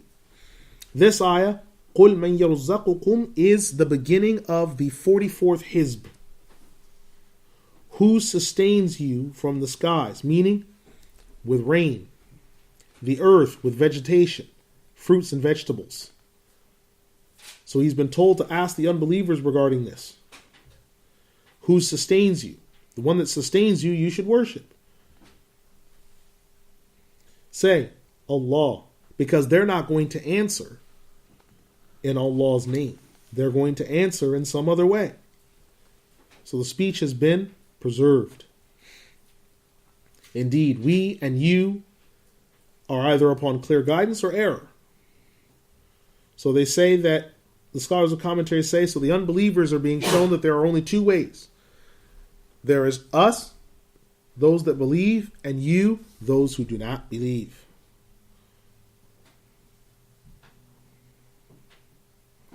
Those who are astray, those who are guided. They are astray. Those who are guided are guided. And the Messenger sallallahu alaihi wasallam knows who is guided and he knows who is astray. The one that denies the truth is a denier. And the one who accepts the truth, he has been guided.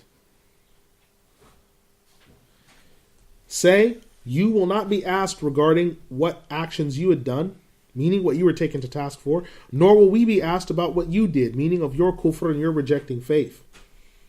So we are safe from each other in the sense that we will not be asked about each other on the day of resurrection, because everyone is responsible for his own sin.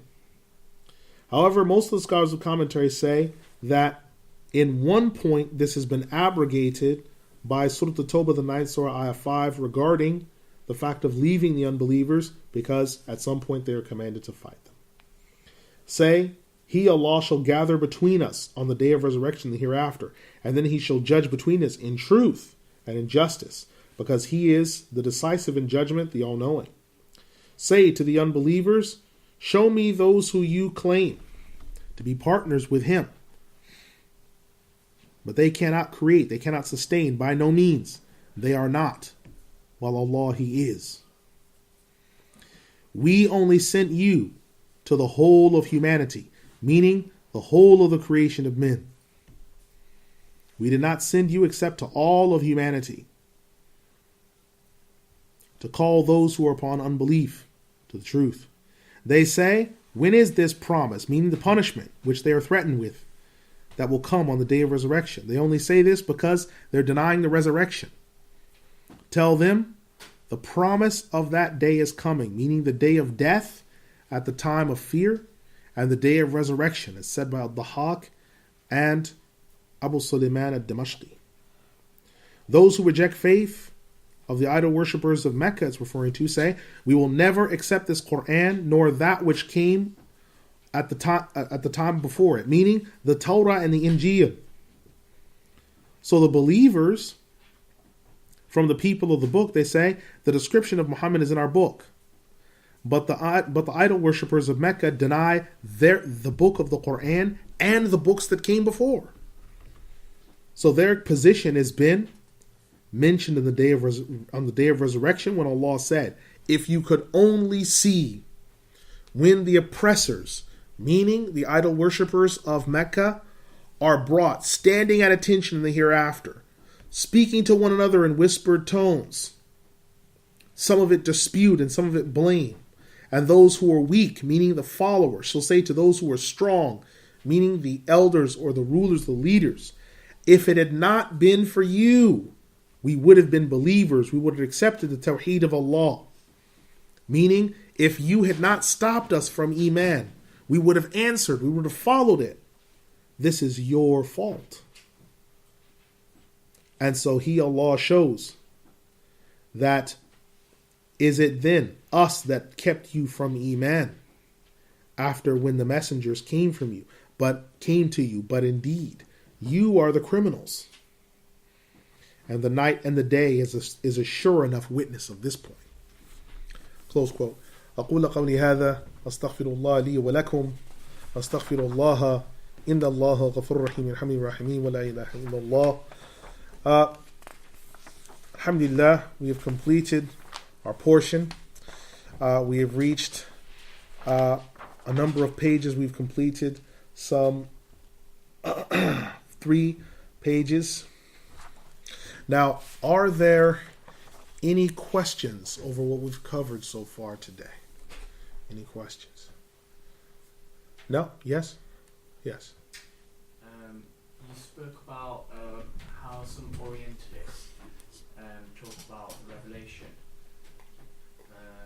And one of the things that some so-called self-proclaimed experts on Islam say is that although the Qur'an is unchanged and has been known to exist from the time of the Rasul sallallahu alayhi wa sallam, however, their hadith was only compiled, what they say, only hundreds of years after, and they gave names like Bukhari, etc., etc. They say this is proof that this is a pothole or a gaping hole in Islam, but we know that that's not true, and what they really did is just reorganize their hadiths. But could you shed light on that, explain that? Okay, the question is regarding the fact that the strand within certain people who say they're experts on Islam, they will state that the Qur'an, as we know it, existed in a period of time, but that the hadith collections came hundreds of years later and are potholes and have fantastic things in them that cannot be accepted and so forth. Now, how would we answer this when we know it's not true? And they've specifically made mention of the Sahih of Imam Bukhari and others. Alhamdulillah, salatu wassalamu ala rasulillah. One of the easiest ways there's sort of a three-prong method of answering the concerned idol worshiper on this topic, as well as because part of this argument, interestingly enough, has also been espoused by Salafis, because it's a reason why they use to transform and create a new religion, because they say that the ahadith weren't all collected and all together until much later, and now we have them all, and we can sort of pick over them like how we do over Breyer's ice cream or over a bushel or a group of grapes, and pick what we like and find the truth of the matter. So our answer to the Orientalist or the expert on Islam, as well as to the Salafi, the Ahmadi, the Parvezi, the Chakralvi, all these different cults, Baha'is, these submitters, is three prongs. The first prong is this one. Bukhari, Muslim, Abu Dawud, Tirmidhi, Ibn Majah, Nasa'i, the six collectors. Let us just shave off the first three and just focus on Bukhari, Muslim, Abu Dawud. Where did they get their hadith from? Abu Dawud mentions Imam Ahmed's chain of transmission 254 times. So we say, okay. Now, Imam Ahmed is in the third age. He is his main teacher. Just like he was al-Bukhari's main teacher. Just like he was Imam Muslim's main teacher. So he's being taught hadith primarily from him. All right. Where is Imam Ahmed primarily being taught hadith? In Al-Basra. By who? One of them by a visiting Meccan named Imam Sufyan ibn Uyayna. Now, none of the Orientalists and others have any problem believing Imam Ahmad ibn Hanbal, he existed. Great. Did his teacher exist? Well, we're not sure. Okay, did his father exist? Muhammad ibn Hanbal. Well, yes. Okay, fantastic. Did Al-Basra exist at this time? Yes, it did. Okay. Now, Imam Ahmed takes from Sufyan ibn Uyayna. Where is Sufyan ibn Uyayna coming from? Well, he's taking from 86 different narrators of hadith who are companions or students of companions. So now we have a reference point for those ahadith. We can see the same ahadith quoted in the Tafsir of Ibn Abbas, with Ibn Abbas's own commentary. And we know that the Tafsir of Ibn Abbas is the same one because Imam Ahmed, in his theological arguments with the Mu'tazila, is quoting the Tafsir of Ibn Abbas, and it's word for word, with only slight variations. So it's the same Tafsir. Imam Ahmed mentioned it when he had visited Yemen, that he had seen the Tafsir of Ibn Abbas on a manuscript that was handwritten by a sheikh from Egypt that he had. So their issue is, all we can do is show the material sources. Okay, let's forget Bukhari and Muslim then. Because Bukhari and Muslim aren't saying we made these hadith. They're collecting them.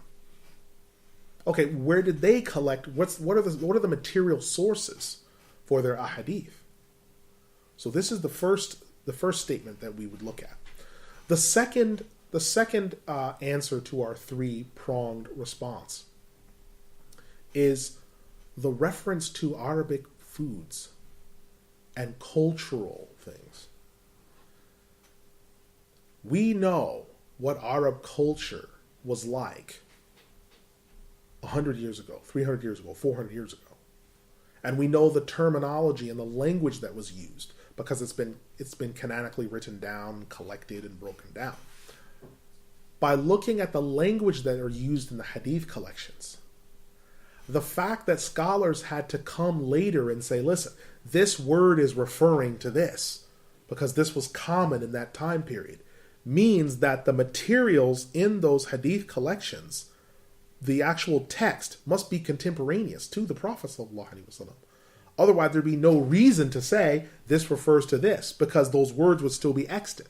As we know, as languages go on, certain words either fall out of use or they fall out of frequency, or their meanings change over time.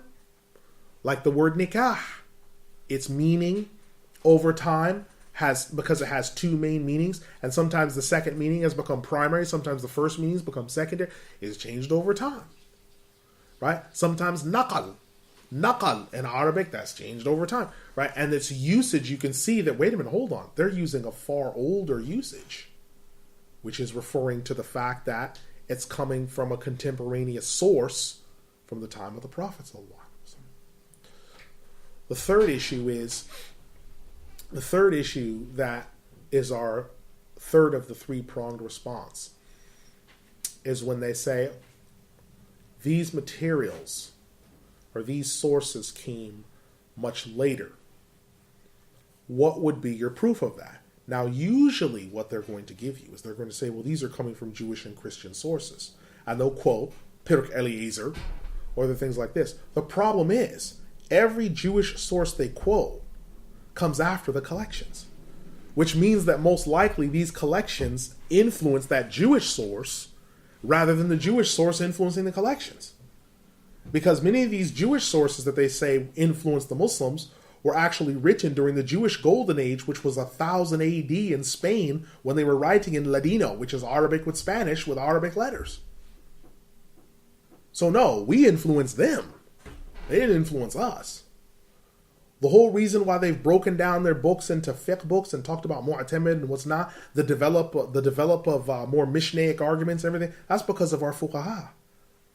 The whole reason why Hidayat al-Hayara, which is the Arabic of Moses bin Maimonides, that's in Arabic, but that's a plagiarism that he ripped off from a major theologian that wrote in theology in Africa.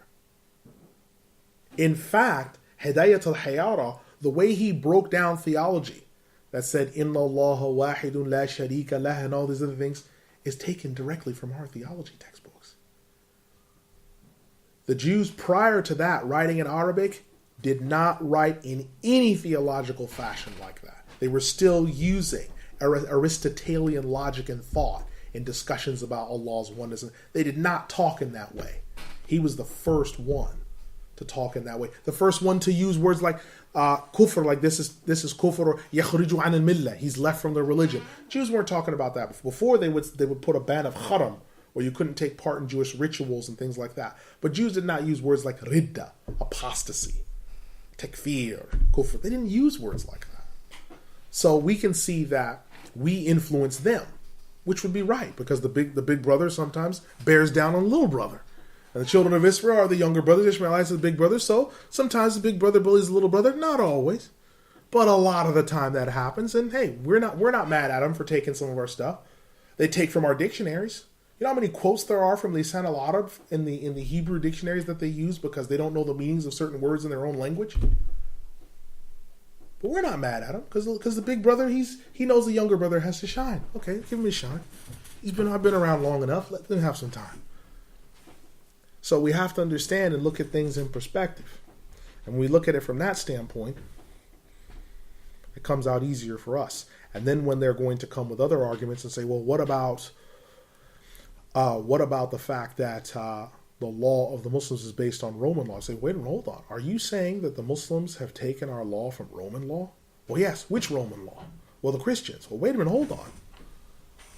When Muhammad al-Fatih came to Constantinople, he came in, took over. He had the Jewish rabbis come forward and he said, what are your main legal books for your religion so we can incorporate them into our structure, because we're going to break these areas up into zones so that the Jews use Jewish law to judge by their areas, the Muslims use their laws. They already had their legal structure. When they came to the Christians, the Byzantine Rite Christians, they didn't have a legal structure. They only had spiritual laws, things in the New Testament. They didn't have any law. Now, that is 1453. And that is when what we're calling the Roman Byzantine Rite canonical law starts. So how did they influence us? But because if we don't have a good handle on history, then they'll throw a cover over you and throw wool over your eyes and play with you. So you have to always cross-examine. All right? Is there another question? No? So inshallah we'll break from here. Next week inshallah we'll probably complete Surah Saba, and we'll also be looking to go quite far into Surah Fatir. So I say Subhanakallahumma wa bihamdika ashhadu an la ilaha illa ant astaghfiruka wa atubu ilayk innahu ghafurur rahim yarhamir rahimin wa la ilaha illa Allah wassalamu alaykum.